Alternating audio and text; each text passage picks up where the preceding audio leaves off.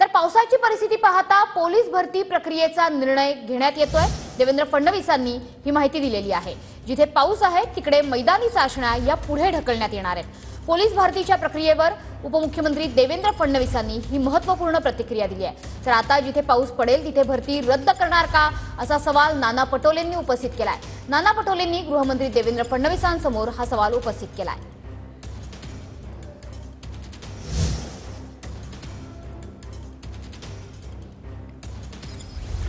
तर राज्यातल्या पोलीस भरती प्रक्रियेसंदर्भातली ही महत्त्वाची बातमी। ज्या ठिकाणी पाऊस आहे त्या ठिकाणी ज्या काही ग्राउंडच्या चाचण्या त्या पुढे ढकलण्यात आलेल्या आहेत की आपल्याला कल्पना आहे पुढे पाऊस वाढणार आहे, त्याच्यानंतर आचारसंहिता येणार आहे आणि त्यामुळे मग या चाचण्या जर खूप पुढे गेल्या तर त्याचा मुलांच्या भविष्यावर परिणाम होतो। कारण अनेक लोकांकरता मग ती शेवटची चाचणी ठरते।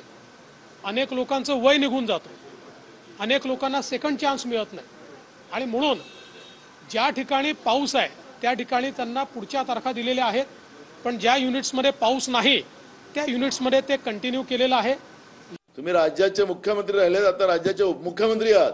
आज हे मुलं मुली आपल्या जिल्ह्याच्या ठिकाणी पोलीस भरतीसाठी आलेले आहेत। पावसात तुम्ही भरती का केली याचाही प्रश्नाचं उत्तर तुम्हाला द्यावं लागेल। म्हणजे आता जिथे जिथे पाऊस पडेल तिथे रद्द करणार, याचा अर्थ तुम्हाला भरती करायचीच नाही आहे। हे 17,000 पदं आहेत आता पोलीस भरतीची राज्य सरकारने काढलेले।